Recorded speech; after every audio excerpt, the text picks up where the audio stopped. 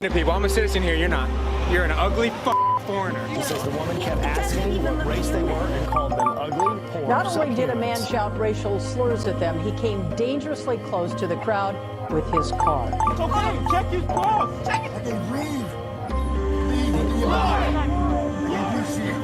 Last March and December, more than 2,800 hate incidents were reported nationwide. Yelling at restaurant employees for speaking Spanish to two regular customers.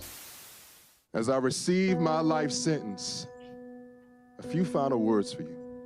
Hopefully, this message welcomes all your comments and views. Citizens from the U.S. to New Delhi to Darfur, consider me your 7 billionth prisoner of war. There's gun, sex, and drugs, race wars with little love. White people are racist, and black people are thugs. Too many damn Asians, Latinos are immigrants. While we fight in the comments, someone's taking our dollars and cents. Now, we intellectually get it. We understand, but keep clicking. Like when you want to lose weight, still eating the fried chicken. And as you lick your fingers, I think I forgot to mention that the war being waged is the war for your attention. The war being waged is the war for your attention. The war being waged is the war for your attention. And nobody's innocent. Everybody benefits. From big corporations to me posting personal sentiments. Pictures of our accomplishments, fishing for likes and compliments. Where Photoshop pics replaces a lack of confidence. The online battleground leaves social media scars. Your cell phone's a prison cell. That's why the signal comes in bars. The penitentiary's digital. The prisoner is your mind. No signal you're on parole. Gray signal you're serving time. Now we can't see in the dark, so there's lights behind the screens. It's like putting lights on needles to help drug fiends. It's addiction. We're in need of an intervention. I wrote this piece on the same device for which I'm seeking a prescription. And before you make your next click to feed your affliction, know the war being waged is the war for your attention. Now, we used to wake in the morning to rays of sunshine. Now we wake to murders and wars. Facebook asking what's on your mind. Instagram filters the truth. Snapchat is just for the youth. And Twitter's for people we ain't really got shit else to do. YouTube could make you famous. Tinder is dating shameless. Swipe left is screw conversation, swipe right is screw someone brainless.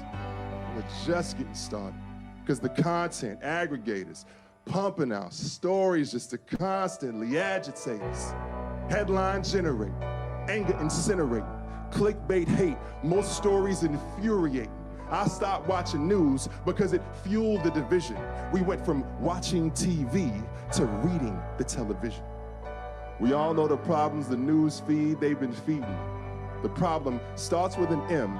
It's a word that rhymes with greedy. Damn right I blame the media. You with me? Say true. The problem with blaming the media is you. The problem with blaming the media is you. The problem with blaming the media is you and me and we. We share, we like. We post, we bait, we provoke, we fight. We're not big news, but we still consume it all. Together, we take a stand. Or divided, we're gonna fall. Don't believe the hype. Take back your life. Tell kids fighting each other's wrong, fighting for your beliefs is right. Donate some of your check, wash an elderly neighbor's car. Call up your parents and say, Mama, you're a rock star. Start your dream business. Change your body type. Only give your attention to things that advance your life. And yes, wanting millions to see this is hypocritical. So since I got your attention, your next decision is pivotal. You want to change the world, go to all of your friends and mention the solutions that he gave needed more of our attention.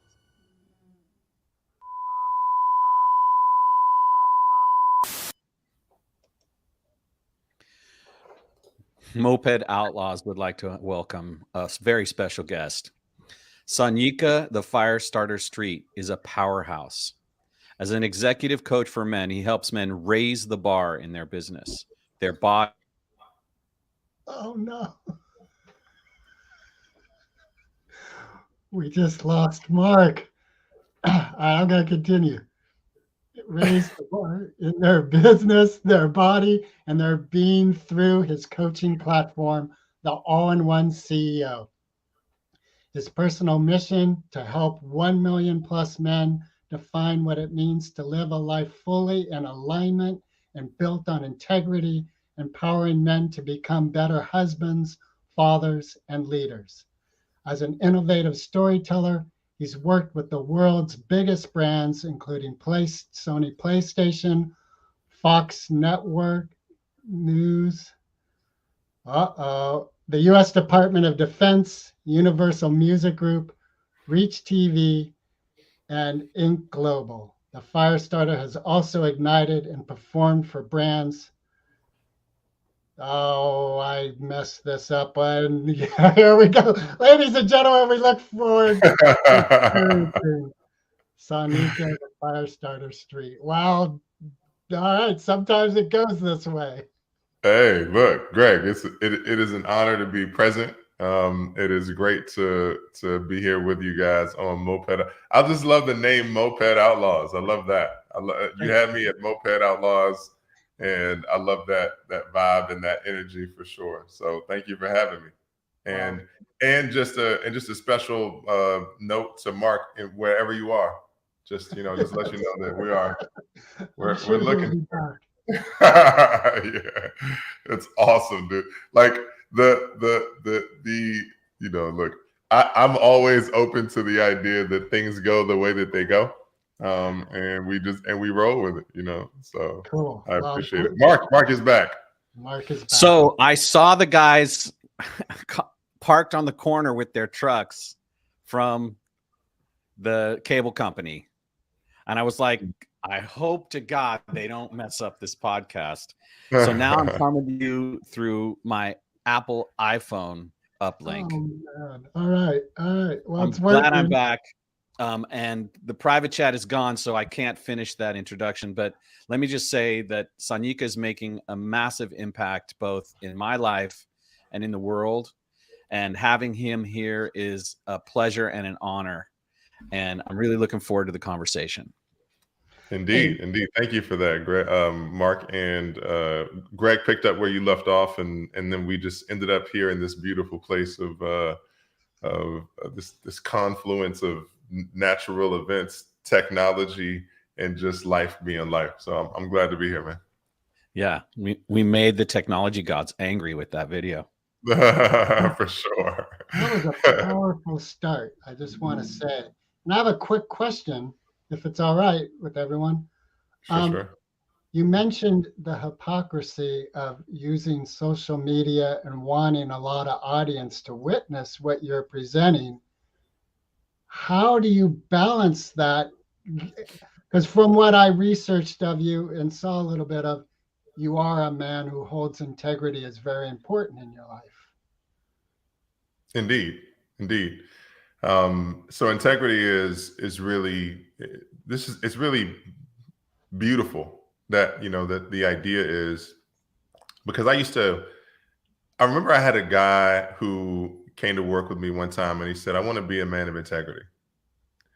And then I asked him, I said, okay, so you want to be a man of integrity? I said, what does integrity mean? And then he was like, well, I'm not really sure. I was like, how can you be a man of integrity if you don't know the definition of the word? People ask me all the time, they say, what book should I read? What's the book I should read? What's the best book for me? The dictionary. Start with the dictionary. And then they, say, I'm like, look, people are like, oh, that's, just semantics. I'm like, you don't even know what semantics means. Look, semantics is the branch of linguistics that deals with meaning. Everything is about meaning. It's all about meaning. So to your point about integrity, so I have two operating definitions of integrity. And then I'll get to the idea of whether or not I live in integrity, right? So you can't live into an idea that is undefined. And many of us we adopt language, we adopt behaviors just by existence, which is the natural state of things. But then when we get into the thick of it, we end up operating on adopted behaviors and language that we don't have definition around and try to figure out why we're bumping our heads against the walls. So so integrity meaning So meaning honoring your word. All right. And this is the full definition that I give to everybody that I work with, clients and beyond. Honoring your word, which includes keeping your word. And in the event that you do not do what you said that you were going to do, that you're honorable enough and accountable enough to acknowledge what you said, apologize if you caused any harm, and then create a new agreement. All right. So that's the first definition of integrity. Right. And the idea of integrity is that integrity is not a pursuit in altruism. Integrity is a pursuit in accountability and workability, creating an environment that works. Right. So I'm not living up to the altruistic aspect of being perfect in every aspect of my life. What I am doing is I am creating an environment where, in relationship, Mark and Greg, where I can be accountable to you, and you can find, and we can create a relationship based on trust, so that we can create a relationship that works. From the workability standpoint, the workability component is if something is not an integrity, it doesn't work, right? Like if I have a table that doesn't have legs, it's not a table, right? It's not a table. That doesn't work. It's something. It's just not a table. So it needs to be able to work. And so relationships don't work without accountability or trust. And so in the context of the piece, the idea, that juxtaposition, like, okay, well, I want the piece to reach a lot of people. And at the same time, I want to be in a space where, that it also, brings its own level of hypocrisy. Well, my intention is to reach people with a message, right? So that means that I need to be, so if I'm going to be on a platform, then I have to be subject to the idea that on a platform that not only can go nowhere, it can go everywhere. And if it goes everywhere, it could either be liked or it can be hated. And so that's the idea of integrity, right? So if I'm putting myself in that environment, I'm putting myself into the environment where, look, I know if I put something out, the people are either going to love it, they're going to hate it, or they're never going to see it. And I'm open to all of those being possible, right? So that's the idea of me living in integrity with issuing a piece like that. It occurs to me also, one of the things I love about Course in Miracles is that the ultimate goal of a teacher is to no longer be necessary. And I think that at the heart of that piece that opened this episode is ultimately you're hoping that one day that piece is no longer necessary, because the things it's portraying are healed. That is the ultimate vision. That is a vision of a world, is to create a world where people get to live into the greatest possibility of who they could be. And I will also say this, is that we learn from contrast. And so the idea is that even to our greatest efforts is that we will gravitate towards to extremes, right? Just by nature of the fact that we are human. And so my intention is to pull forward people. There are people who will literally go in the opposite direction just because of whatever I said on that video, right? They were like, I don't give a shit about any of your social media stuff. I'm just going to keep, I'm not talking to those people. Right. There's people who are on the middle who are looking to create something of value in their lives. There's people who are literally at the point where they're like, I know that there's another possibility for me. I know there's another gateway to possibility for me. And so for those people who are right now, who are right on the edge, and they're like, yo, like, I know that I'm not all in every aspect of my life. I need to really step this thing up, whether it's their business, whether it's their relationship, whether it's their stepping into their purpose, whatever it is. I know that there's something more for me. I know that I am being called to greater, and I have previously not been answering the phone. I personally believe that everybody gets a call from God to live into their greatest potential, God being the divine essence of the universe, but everybody doesn't answer the phone. No. What would you say, like right now, if I'm in a point in my life where I hear the call and it's like I'm in a fog, it's muddy. And what I'm wondering, have you found tools for yourself from your own experiences of when you were personally challenged in your interior and not grasping how to answer that call? Yeah, for sure. That's a really great question. Have I ever found moments in my life where I have found that inquiry within myself about how to answer the call? And the answer to it is my whole damn life. Look, dude, I was thinking to myself, I don't even know how I got here. I'm like knocking on this. I'm like, where am I at? How did I end up here? Dude, like 7 years ago, I was in what I like to call a rock bottom sandwich. I was financially broke. I'm 43, I'll be 43 at the end of this month. But I was financially broke, emotionally broken, 2 DUIs, girlfriend paying the bills. I call it a rock bottom sandwich because I was already at rock bottom, and then rock bottom smashed on top of me. It was like a sandwich, like an Oreo cookie, and I was the filling. Like I'm driving a 92 BMW 325i, and I was grateful that my sister helped me get the car, but I would drive it to a location and park it so far away that I might as well have just like walked. I was so ashamed of the vehicle. So that's the paradigm that I was living in. And that's the life that I was living in. And so that inquiry within myself was like, man, I've got to figure something out. Like I've got to figure something out. I know that there's something out. And I think that one of the biggest wake up calls for me, and this was my gateway to really stepping into a form of personal responsibility, what I like to call radical responsibility. And is that I remember I was in a relationship at the time, and that girlfriend who was paying the bills. And I used to get angry at her. I used to get mad because we would say that we would work out, and then I would say she wouldn't follow through, right? So she wouldn't we're going to work out together, and we didn't work out together. And then I started to realize, I was like, is it that she is not working out? Why is working out contingent on us working out together? Why is my working out contingent on us working out together? Number one. Right.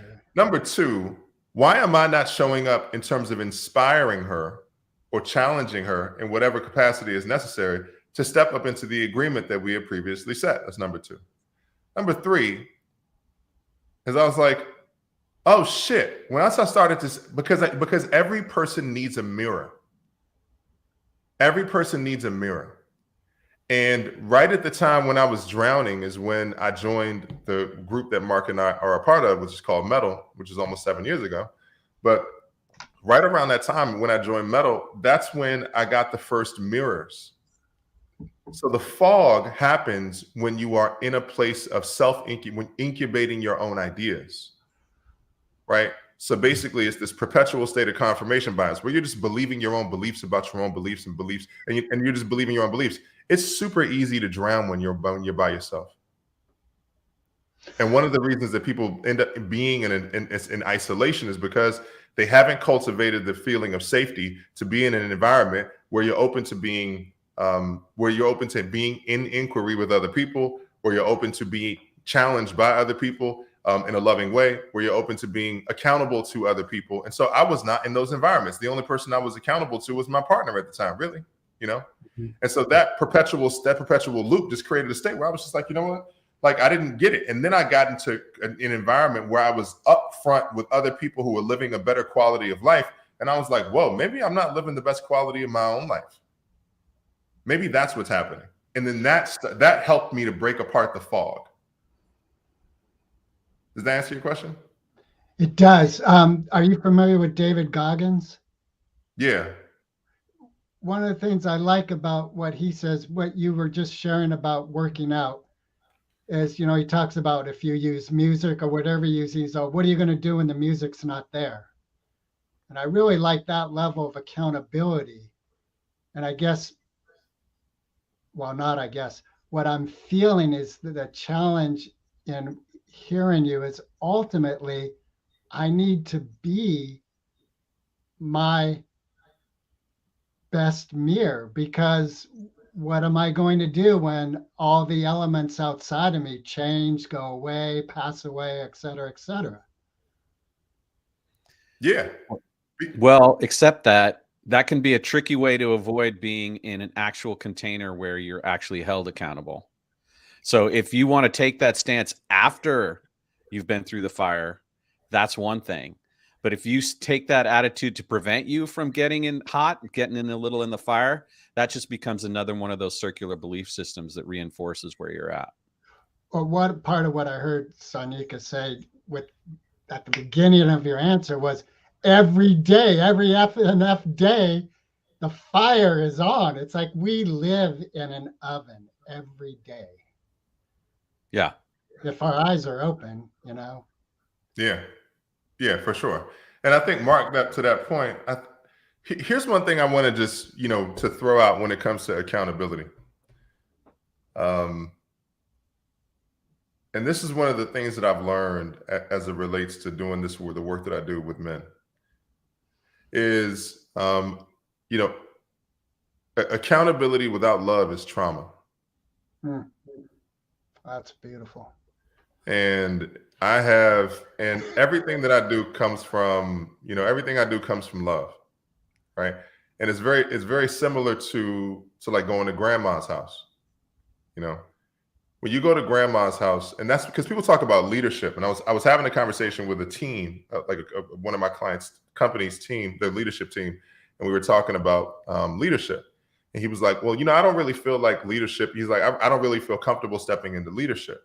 And one of the reasons that people don't feel comfortable stepping into a leadership is because there's an identity shift. Is that all of a sudden you went from being one among the group to quote unquote being on top of a hierarchy. That's what he was saying, hierarchy, right? So now I'm at the top of the hierarchy instead of here.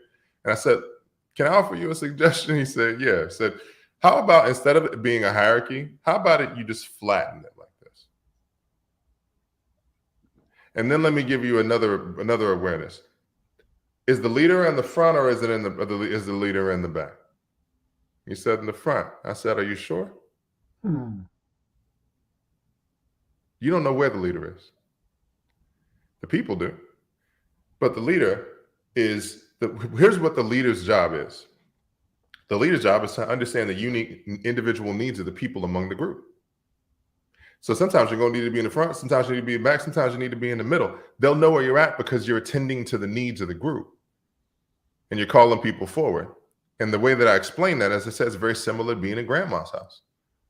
Grandma's like the leader in one of the leaders in the family, the matriarch, the wise one, right? Grandpa at the same rate. But so you go to grandma's house, look, if you go to grandma's house and grandma offers you some food, right? Even if you just came from the buffet, will you eat the food? Yes. Yeah. Absolutely. Right. Unless it's got gluten in it. Right. It's probably got all types of stuff that was only made in 1967. It's got lard and shit. It's like, how do you have lard? Where is the lard coming from? It's like, but yeah, I'll have some of the pickled pig fat feet stuff, whatever it is that you just made in a bowling pot or whatever. So, but the idea is but the thing about grandma is that grandma also knows where you like to sit. She knows where you like to hang your coat. She knows when you're stepping up in your greatness, when you're not living up to the expectations of the person that you could be, right? And so that's the idea. It's like, your grandma in her, an altruistic sense is that person loves you, that person knows what you need, and that person will call you forward into a greater possibility within yourself,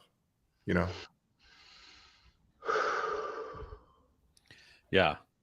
This is we gold. can unpack this for a long time, but Mark, I know you got something particular you also want to make sure we hit upon. Well, I just want to say that one of the reasons I was so intent on having Sanyika here is because I just recently went through the initiation, the online version. Yeah. And I'm committing to doing the in-person one in March. All right. And Sanyika has continually showed up in many ways in my life, both in metal and then also in this way of, helped me go from being a coach to being the CEO of a coaching business. And I got immediate results from that. I've had a great month and I'm serving people in a powerful way. But one of the things that I took on as part of being all in on my life and what I'm called into is that I learned a bunch of guitar solos this week before rehearsal that I needed to learn for this band that I've been playing with.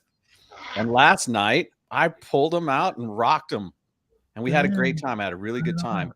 And there's this piece about Sanyika that is displayed brilliantly in his spoken word poetry in the intro. And it's this combination of musical art as service to a higher purpose. And when I heard that he was getting ready to dip back into that, I was like, yeah, I want him on the podcast because I want to talk about what you're doing creatively. I mean, obviously the all-in method is very creative. Let's not forget that. But I'd love to know about a little bit about your musical career. And I think you're about to drop into releasing another new project. Am I right? For sure. There's definitely going to be another project, but I'll get into the career part that you pulled on Reverb Nation. I was like, what? Where did you find that? I remember creating my Reverb Nation page and like, I remember where I was living at the time. Google never forgets. Google never forgets, man. That was like, damn. I tell people all the time, you know, my 10,000 hours is with a pen and a pad. You know, I am a writer. I'm just a writer trapped in the body of an NFL lineman. And you know, I'm 6'8" and a pretty big guy. And but I started writing poetry when I was in 4th grade, and I started rapping when I was 12. And one of the things that I learned in my own personal development journey, which is really powerful, was that I wasn't all in on pursuing the highest possibilities with my gift. And my out was that I was simply living for my mother's approval. So as long as I had her approval, then it made me feel safe. If I did not have her approval, then I felt unsafe. But either way, I wasn't pursuing it beyond the audience of mom, right? Everything outside of the audience of mom felt unsafe. So a realization I've had recently over the past few years as it relates to just my own journey in my life. But I've had so those were things that, you know, writing has been always a talent for me. When I moved to LA when I turned around 25, late 25, turned 26. And then I got into, I was promoting nightclubs in Hollywood, and I live in LA. And I was promoting nightclubs, and I was partying doing the biggest parties in the city, like basically with some of the biggest producers in music. And so I was thinking to myself, man, I'm really hating this Hollywood nightlife scene. I'm really losing myself, right? The DUIs and all that stuff happened during that period of time. And then I was like, man, I think I just need to get into another possibility within myself. And then I was like, you know what? And I was writing parody music before that. I was like, oh, I'm going to write parody music. So my early 20s, I was doing a lot of parody songs, like trying to do like the Weird Al Yankovic kind of thing. And so I was working in radio, doing parody songs. I wrote a song called did a 50 Cent remix called Up in Sam's Club. And then I did and some other songs. It was just like, a bunch of other funny songs and stuff like that. It was really, really funny. And then I started actually doing some spoken word poetry that was funny too. Right. So I did a piece called I Gotta Hate. And the first couple of lines is like, I hate being here. I hate looking at y'all. I hate performing for crowds. I hate people that ain't black when they say I'm black and I'm proud, and so I was just like in this exploration of what it meant to just do humorous stuff. And I was like, maybe what would happen if I took it seriously, So then that's when I was promoting nightclubs, hating my life. And I was like, what if I just make a declaration right now that I'm a songwriter? And I just go out and I tell everyone I'm a songwriter. And that's exactly what I did. So I started to create book studio sessions. I started to basically get in relationship with the guys who I knew at the clubs at the time. And then I started working with Akon's label. I started working with Universal Music Group. And then, I wrote, we did a song with a rapper named Too Short, who's up in the Bay Area, you guys. And then we did a record with a boy band called 98 Degrees. Yeah. But the difference is that I was not like making a living as a songwriter. There was look, even nobody is good enough to limit to restrict every aspect of greatness, right? So you'll see little spikes and peaks, but the question is it sustainable? Can you sustain the greatness? Mm-hmm. And so when I realized that I didn't have the emotional resilience, the energy, any of those things to sustain greatness, then that's when I started to realize that something was out of alignment. So then, those things hit, and then that's when I sort of hit my rock bottom sandwich. And then when I got back into metal, and I started doing keynote talks, and when I started speaking, then I started to realize that I wanted to get back into my art. So I started to incorporate spoken word into my keynote talks. And there's a really good friend of mine named Sekou who makes a really good living like, as himself, and he was incorporating spoken word into talk. So that's where I started. That's where the art came back online.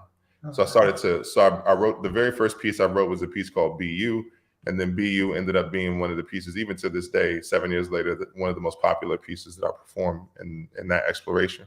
So then I started to do it for brands, and I got approached by some brands. I got approached by U.S. Department of Defense, and today is Veterans Day, right? Yes, sir. Yeah. So then we put out a piece 5 years ago today called "Thank You for Your Service," and we put that out, and that went viral on Veterans Day, and so that piece went viral, and then it just started to more storytelling campaigns with different brands, and so brands would approach me and to do kind of work, and then I said to myself, I wanted to start getting into my own stuff that really felt unique to me. And then that's where one of the projects, the Marc, the one that you were referencing to, the N-word piece came up, and then that started to be an exploration for me because one of my callings on this planet is to uplift men from the same place that I came from. Is to be a beacon of light for young Black men who operate in the same space that that I grew up in. I grew up in Northwest Washington, D.C. And I remember what it was like to grow up in a place like that, and it was not a very, I would say, not an incredibly safe neighborhood that I grew up in. But it was one of the things that I realized about that exploration, about my personal growth, is that none of I'm talking about almost none of the stuff that we are talking about integrity, about accountability, about a lot of those things. Man, it's like foreign language, It's like a foreign language in certain circles, especially where I grew up. My mother was very advanced. She was listening to Jim Rohn and Tony Robbins and all that other kind of stuff. So she was our download when it came to a lot of that stuff. So she was just planting seeds. But a lot of that stuff it's like foreign language. Like there was the greatest possibility of who we could be came from athletes and from musicians and artists, and actors.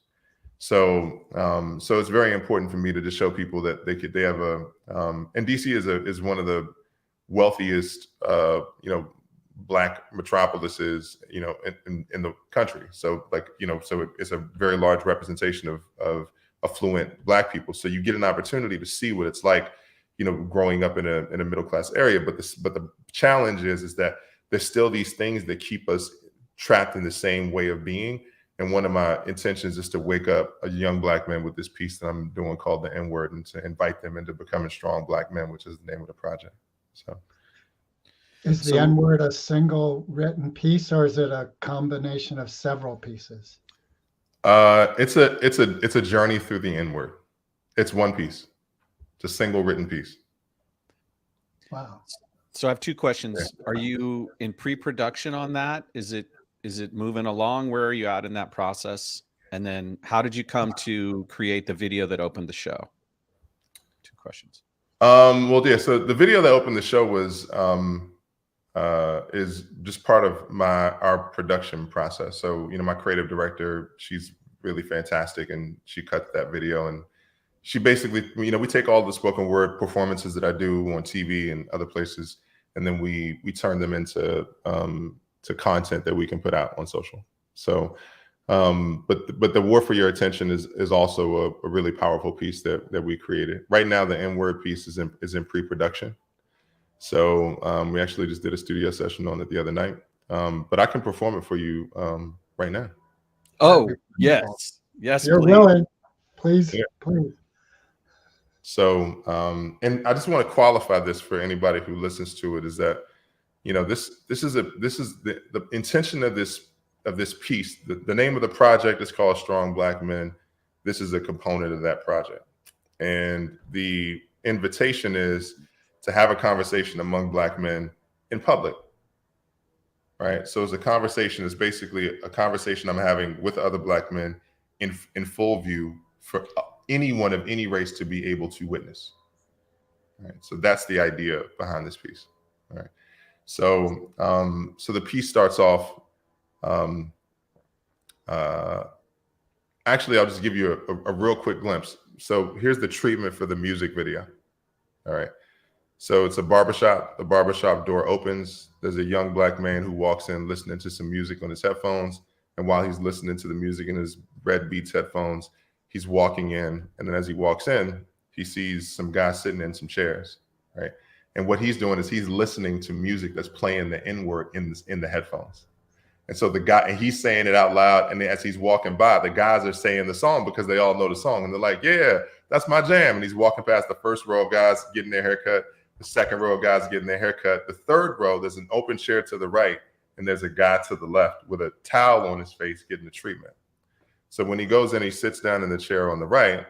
And then when he sits down in the chair on the right to get his haircut, the camera pans over to the guy with the towel on his face. They undo the towel in the face, and then they realize that that person is me. And then I sit up, and then now I'm looking directly at him, and this is what I would say to him in that moment. So, my brothers, before I get into any discussion, I'm taking a second to let you know that I love you. You are Earth's original peoples, capable of anything, and your reflection, the essence of a king. So in this moment, I am still conflicted, self-restricted from using a single word because of the pain it's inflicted. This word is a virus bubbling up inside us, a word that we reverse, but in reverse is where it guides us, and I guess that's what surprises me. That's why I'm triggered when a brother who loves his brother is calling his brother a nigger. You called your brother a nigger? You called your brother a nigger? Would you call your mother a nigger? Nah, I didn't figure.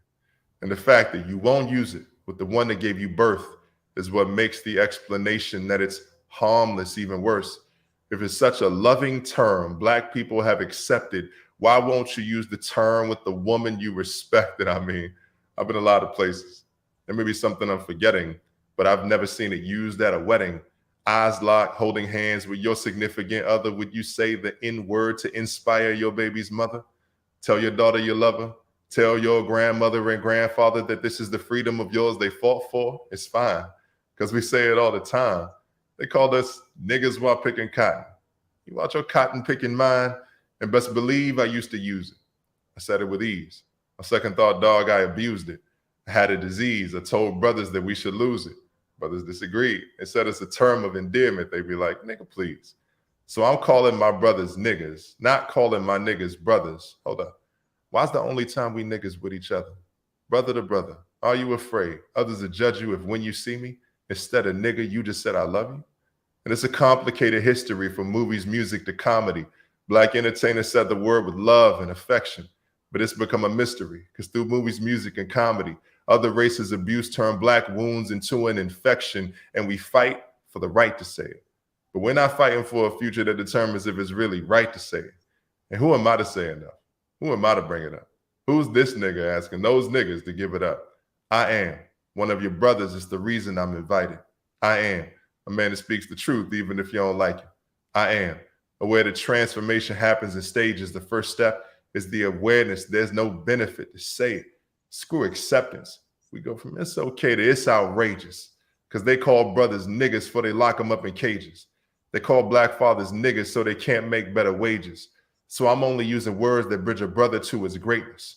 My camera was broken, but now I get the picture. There's a much bigger audience using the word nigga. So when I say brothers, it's brothers of all persuasions. My brothers, Black and Latinos, from Caucasian to Asian, in every city and state, every country and continent. The N-word is a problem all over the friggin' place. And words like nigga live in all genders, races, religions. A word you may feel is freedom for someone else is a prison. So what I'm trying to teach you is a lesson I was given. The words that you choose, the words you abuse, the words that you use create the world that you live in. Nigga means ignorant. It doesn't make us better men. Can't put it at the end of your name to go practice medicine. It doesn't make you richer, healthier, or Blacker. It does not improve the chances of making Black lives matter. And if Black lives matter, my niggas, here's what I'm asking. Why would I call you nigga when your righteous name is Black man? Originals, brothers, sophisticated or gutter. I am only using words that will show my brothers I love you. And the love runs so deep, I am willing to take this stand for the brothers that will sit and try to make me the villain. I'm the tattoo remover here to get it off your chest. It'll sting a little bit.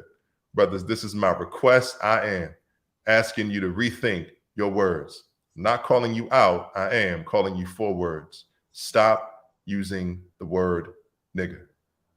And what to call your brother other than the N-word is only one thing. If that man's really your brother, only thing that you should call him is a king. Thank you so much. Yeah. Thank you so much. Wow, you just blessed this episode immensely. Yeah. That's really powerful. Your use of using the word in sentence, like as it's commonly used, and then also juxtaposing that with you saying this is a virus. It's a beautiful blend. Do you know what I'm saying? Yeah, I appreciate that, man. I do. And I asked myself, somebody asked me this when we were in the studio session the other night. He said, you know, I was thinking about it when I wrote it. I was like, should I say the word in the piece? And I was like, that's the only way to get it across, you know? Yeah. And I was like, I'm gonna, you know, and so the only time contextually that I use it is when I perform the piece, you know? Yeah, that's perfect. Because what happens, like when you weren't saying it, it's like a boil. And I just see the pressure building and building. When you finally actually say it, it's like, oh, you release it, but you come back to there's a reason I don't want to use this word. So now I'm able to relax and really hear you because I'm no longer concentrating on the pressure of not saying the word. So it's a real beautiful blend of that. Appreciate that. Great. I'm stumped because in a way, these words are not for me. They're not my white skin. And so just commenting it all feels like being a little bit out of place, except to say that I love you for the way that you're delivering so powerfully in your creativity. And I admire the standard you're setting for courage and conviction and starting fires. Well, look, I am, like I said, this is a public conversation because I'm having it with my brothers in public, you know, so that's a really important context to have. It's like, well, should this come? Well, look, I'm having it in public. People say it, you know, the way it came up, the way the piece came up is I had posted something on Facebook in 2019. A friend of mine, black friend of mine, posted on it. He was like, yeah, what's up, my nigga? You know, so he started using the word in the comment. And I read it a couple of times and I was like, man, I don't feel comfortable with this, you know? And I didn't want to delete his comment. So I reached out to him. It's funny, he was more active on Instagram. So I reached out to him on Instagram and I was like, yo, could you, you know, I appreciate you posting the word. And I didn't want to delete your comment because I didn't want to censor you, you know, but I wanted you to just be aware of the fact that I really don't think that word is a really powerful representation of you. And I don't think it's a powerful representation of me. So I appreciate it if you took down the comment. And he deleted it. And then when he deleted it, I was like, oh shit, I've been complicit in just the use of it. And so that's what inspired me to write the piece. And after I wrote the piece, I was like, man, I can't do nothing with this. I can't put this nowhere. There's nowhere for this to go. I was like, because the people that it's intended for, the people who are going to have the biggest issue with it. You know, at this point, that word exists on the subconscious level. It's almost inaccessible. You know, it's a formation. For many people, it exists as a form of habit. And so the belief system has been confirmed around just the habit, the necessity of the habit of using it, but not the effectiveness of the word itself, not the purposing of the word itself, just the effectiveness of holding on to habits. So as a result of holding on to habits, like you know, like I said before, like it doesn't make you richer, healthier, or blacker. And the idea is that if I'm using something, if I am operating in literally just holding on to my habits and my identity, what else am I holding on to that doesn't serve me, that is not helping me to go all in my life? You know, what else am I holding on to that is not allowing me access to the greatest possibility of who it is I could become? I'm gonna tell you something. One thing that's really important to me is that as it pertains to this, is that with there being so much generational trauma associated with Black people, why would I call you anything other than something that calls you into your greatness? Why would I ever do that? And that word essentially means nothing. It doesn't just mean nothing. It means nothing. So if I'm saying that word to you, I'm basically calling you nothing. And I'm like, I would much rather call you an entrepreneur. I'd much rather call you an entrepreneur than say that. Does it take me more time to conceive of the idea, or like to shift my habit formation around the idea of calling you something other than that? Yeah, but man, it's fucking worth it. I could make that sacrifice.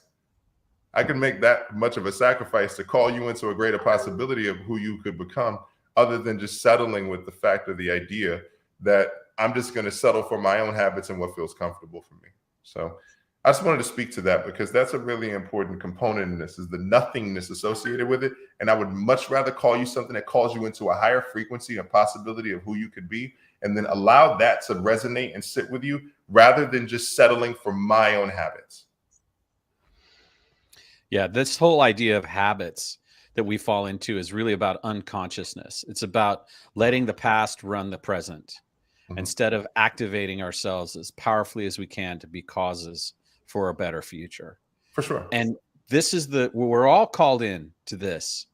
This is what's necessary. Like, they're meeting right now in Egypt to try and change the climate. They're like, we're all trying to make things happen at a higher level. And the first step is to start to see that mirror and recognize where you're fogged up around your own habits, and then step out of your comfort zone and step into a new possibility. Yeah. I am fired up. Yeah, but I would say part of my consciousness of myself is there is a part of me that wants to tear down and negate. And part of my energy is to feel that. And the word I use is alchemize it to something that is positive and life affirming. But I think like part of what we witness is a very human element to negate, tear down, destroy. That's the easy part. Yeah. You know, you said you're fired up, Mark, right? Yeah. In what capacity? My personal belly is screaming at me every morning to get going on becoming, again, the better self that I'm capable of. And what that means is I'm hungry. Like, I'm waking up hungry. That's literally what it means. Yeah. That's new. That's new for me. Like, one of my habits is comforting myself with pleasure through my mouth. And it's not bringing me pleasure anymore at that level. It's bringing me a sense of futility and a sense of shame and a sense of guilt. And that feeds my inertia. That does not feed my motion. And, you know, during the initiation, the first couple of times I went out on the trail hungry, I got scared. Like, is something going to happen? Am I going to pass out? Am I going to blah, blah, blah? But what I found out was, no, I'm not. And that reinforced this idea of what resilience is. And then I realized, oh, that's how we're made. We literally are resilience personified. Every breaking moment, every waking day, it's like we're changing into something new, or we're stagnating and falling back. I have a question for you both, because what that brings to mind is this element of divinity, heaven being a place of pure joy, pure love, which in my mind is comfort. I'm comfortable. I'm happy. There's nothing challenging my joy. And yet what I'm also hearing from you both is that I am at my best when there is a thorn in my side, when there is grit in my oyster of self. Like, that's where the fire is stoked. So how does one bring, like, I'm having trouble holding both these scenarios as truth. All right, I want to speak to that. I heard something the other day. Someone was talking about dopamine, and I wish I could remember their name because it was brilliant. But what they said was, we're so used to feeling dopamine as the goal, getting to heaven, right? That we have forgotten the more powerful pleasure of the work. It's not what it's going to feel like when I'm 40 pounds lighter. It's what it feels like getting out of bed and going on the trail. It's what it feels like working towards something and getting my reward, my dopamine from the reward of being in the moment, doing the work. So the idea of this heaven, to me, that feels like a bypass, right? Like I have to wait till heaven is here, till the great work is completed before I can feel that sense of greatness and accomplishment. And I'm like, I want to feel heaven in the burn. Yes. This is great. Look, Greg, I'm gonna speak to this, and Mark. I love that context. I want to feel heaven in the burn. So here's a really interesting experiment. What if we just removed the words, right? What if you just removed the words, your ability to use language? And I'm talking through this, but just in this, I'd like to conceive of this if whoever's joining this. But what if you just remove the words? And then would the actions associated with your physical body, what would happen as you witnessed yourself in motion? What would you be witnessing of yourself? What would you be seeing yourself do? When you move into a kitchen, what would you be seeing yourself do? When you move into your workspace, if you have a workspace at home or work, or you're an entrepreneur, you work with somebody else, what would you be seeing yourself do? One of the easiest ways to get the dopamine hit that Marc is talking about is through language. It's through words. We use words we develop language as kids, and we use it as a coping mechanism through the course of our lives. And the language gives us the ability to live in an imaginary reality. It gives us the ability to live in a fictional twilight. It gives us the ability to verbalize that we, quote unquote, want something. But if you just witnessed your action, your motion, your movements on a daily basis, what would you be witnessing yourself do? And then who would you be witnessing yourself being as you witnessed yourself moving if you were not using words? Because the trigger mechanism for a lot of the dopamine hit, it's like, the idea of like, one of the easiest ways is like, yo, like I'll totally take care. I'll get that to that tomorrow. Tomorrow becomes the reality. Tomorrow becomes the imagined reality of today. And it's like, and damn well, you've been living in 365 times, however many years worth of tomorrows. And it's been tomorrow. And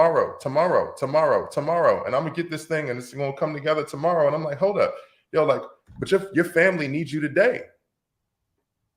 Your future needs you today. The people in your universe need you today. They need you today. And I'm not saying to give off we are pulled forward by the vision, but the vision is proved in process. So what would you be witnessing yourself doing? Right? People talk about potential. They're like, I have all this potential. No, you don't. No, you don't. Show me your potential. You do not have potential. Show it to me. Seriously, show me your fucking potential. I feel you. All right. You don't have potential. You do not have it. That's gut ripping. Oh, I feel it. Infinite possibility exists in perpetuity. Of course, there is infinite possibility. You could be a millionaire tomorrow. Yeah, you could also be a fucking serial killer. So what is your potential? I tell you, you don't have potential. Here's what you actually have. You have proof. You have a point where you are going, the vision. You have a process. You have progress. You have projections. You have those things. You do not have potential. It does not exist. And too many people are living in their potential. And so the idea is that you got proof. Where's the proof? You want to marry me? You want to put a ring on it? Show me the proof, like the woman would say, right?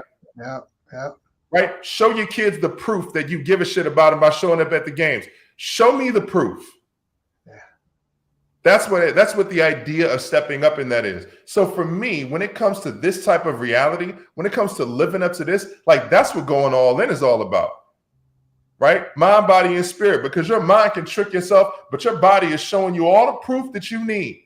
And you got the wrappers and receipts in the trash can to prove of your eating habits. You got the wrappers and receipts in your bank account to prove about your financial spending habits. You have the receipts when it comes to all of the different things that we consume. I'll give you one really powerful example since the last initiation, because it woke up some stuff in me as well. Right? And let me just contextualize this. The initiation is a process.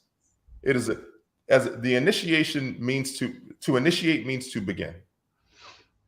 And initiation is as a rite of passage. One of the things that men do not get the benefit of is moving through their bullshit. Is being able to be witnessed in your presence, in your greatness, and in your bullshit, and then to be able to bring them together in an environment where you are loved and you are challenged to see greater possibility in your motherfucking life. Like that's the intention of it. And so if that is the idea of initiations is that many men don't go through it. They don't go through initiations. They just struggle. They just struggle. And I'm like, no, dude, you're not just struggling. You're being initiated. You're being challenged to step up. You're being challenged to trade off one chemical cocktail, the dopamine, for another one, something, to invite yourself into a greater possibility of who you could be. So I was like, look, we're going to do this because right now there are many men who are at the precipice of a failed marriage or a marriage that is on autopilot. And that woman is begging her man to step up into greater leadership. There are men who are literally looking in the mirror in the fog and not stepping up into their greatness. There are men who are literally drowning in every aspect of their life, and they know that they have more in the fucking tank so that they can kick this shit into gear. And they just choose to go back the opposite direction because it's easier to be who you've been than to become the man that you are seeking to become. And so in that intention, it's like, look, let's step up. Let's step up into an environment where you know you will be held, and you know you will be held with love and fierce love, but also to the greatest possibility of who you could become. That's the idea. It's stepping into that initiation. One of the things that came out of the virtual initiation we were doing it, Mark, for me, is this. As I said, I made a commitment that I wouldn't consume any more artificial sweeteners. And I was like, what am I putting artificial sweeteners in? Well, I'm putting artificial sweeteners in coffee, right? Not artificial sweeteners, excuse me, stevia. So I was putting stevia in coffee. And here's the thing. It doesn't really matter what artificial sweetener, if it's a natural sweetener. The bottom line is it still triggers your insulin response, right? So your body still responds. Your body will still respond like you're consuming sugar. Just differently, but it'll still respond. So I was like, well, I'm using it in coffee. And I started looking at coffee and I was like, why am I drinking coffee? I'm in the inquiry, right? I was like, why am I drinking coffee? I'm drinking coffee because in my mind says if you drink coffee, it gives you energy, but sometimes I get tired, right? So I'm like, hold up. But then I realized that coffee doesn't give you energy. Caffeine doesn't give you energy. And so I was like, caffeine does not give you energy. Caffeine blocks the neuroreceptors in your brain that tell you that you're tired. That's the way it works. So if caffeine doesn't give you energy, and I'm drinking coffee, and I'm putting sugar in my coffee, what the hell am I drinking coffee for? And then I'm like, what am I drinking any of this stuff for? Because now I'm hooked on designer beverages. And now I'm drinking designer beverages. Sugar, Sprites, and I don't drink Sprite, but I drink Diet Coke, and I drink coffee, and I drink club soda because it's bubbly or whatever. And I'll drink all this other kind of stuff. And I was like, what if you made the shift in your life to getting rid of all the designer beverages? Because essentially what it is just compulsion. And one of the greatest challenges for men is impulse control. When you allow yourself to step into impulse control, who would I become if I literally chose for the rest of my life to only drink water and got What rid of would you the, become? Are you finding out? I made the decision almost a month ago. Wow. It's been So one of the you most took powerful the shifts I've made. Wow. One of the most powerful shifts. Hmm. So now I go places and I just ask for water. I drink water. You know, the highlight of this is putting ice cubes in it. It's the most powerful shit, dude. It's the most powerful stuff. And then I think to myself, like, this is who I could become. You know, I remember when I had a drinking problem. And to me, a drinking problem is it's very distinct. It's like, you know, a drinking problem is when you drink, you have problems. That's it. Yeah. And so I had financial problems, relationship problems, emotional problems, all types of problems when I drank. Yeah. Right? DUIs are a great road sign to a drinking problem. For sure, they're a great road sign. I didn't stop drinking when I got the DUIs, but I stopped drinking. But it was definitely part of the whole thing. And then I asked myself this question. I said, what if you could accomplish everything you ever wanted to accomplish in your life, and the only thing you needed to do was to choose to stop drinking alcohol? Would you do it? This is a question I asked myself in the mirror the last time I got drunk. And then I said, well, yeah, of course I would do it. I was like, so then do it. You couldn't do it? No, he did. Oh, so you did. Yeah. And I did it. Yeah. And what I have been doing is living into the vision of who I am seeking to become through process. Through process. So I have a vision that pulls me forward of greatness, of possibility, of energetic abundance, spiritual abundance, financial abundance, economic abundance, of physical abundance, of relational abundance, of those types of abundance in those areas of life. Those are the 7 domains associated with a man stepping into true masculine leadership. There's emotional abundance, there's spiritual abundance, there's energetic abundance, there's physical abundance, there's financial abundance, and then there's relational abundance. But the idea is that when I step into those areas of my life, when I step into to mastery in those areas of those domains of my life, and I step up and I say, look, I'm going to take on this challenge, then it's going to require me to become a different person. It's going to require me to shift some behaviors. It's going to require me to not say some things and to shift into saying some different things, right? To proving by actions different things, not for saying sure. Things. Yeah. I have a spark of a question here. Do you Please. think that your mom's attention to Jim Rome and Tony Robbins when you were growing up planted seeds that have grown, and you have utilized that knowledge to be who you are today? There is absolutely no question about it. The infinite wisdom of my mother, she knew exactly what she was doing, even though she, I was talking to my mom the other day, a couple months ago, to your point. And, what my mom would do sometimes is I would tell her, and I'm like, I'm doing this thing. And I'm like, I learned this new, realization about myself, or this new personal development process, or this new thing. And she'd be like, Sanyika, I told you all that stuff when I was a kid. I told you that when you were younger or whatever like that, as some mothers would do. But here's one thing I told her. I said, Ma, there's a difference between planting the seed and growing the plant. They're both necessary, like in fertilizing the soil, right? So it's the difference between planting the seed and fertilizing the soil. And what I told her is, I said, you were planting the seed, and the seeds are necessary. And then somebody else came along and they said, I see some seeds in you. I see some greatness in you, but you just need some fertilizer. You need the right nutrition at the right point and the right time and the right place with the right directional approach from the sun. And so the thing is that those seeds are necessary. And so I believe that every man is intrinsically gifted with seeds, right? Every man gets the call. Not every man will answer the phone, and I understand that. Right? My intention is to increase the amount of guys that answer the phone, but so for me in my life, I definitely had a bunch of missed calls, I had a ton of missed calls. But when the fertilizer came on and it was like, yo, you know what, this plant is I believe if I give you the fertilizer that you can actually grow this. And this is one of the things that happened when I got into concert with other men, Marc, when I stepped into metal and everything, is that when I got into the organization where I was looking face to face with guys who were living in their greatness, there's a quote by Les Brown. He says, sometimes you need to believe in somebody else's belief in you until your belief is strong enough to kick in. And when I was at my lowest point, when I was at the point where I didn't believe in my abilities, where I lost faith, where I'd moved to LA and done national TV and written songs and done all this other kind of stuff, and then I fell off, there were guys who believed in me. You know, they saw a greater possibility in who I could become. And so then I was like, man, I don't know if I can do this, but they were like, I got you. Just take the fertilizer. You know, you look like you got some really powerful seeds. Take the fertilizer and then sit in the silence, sit in the listening, and allow that to germinate, allow that to grow.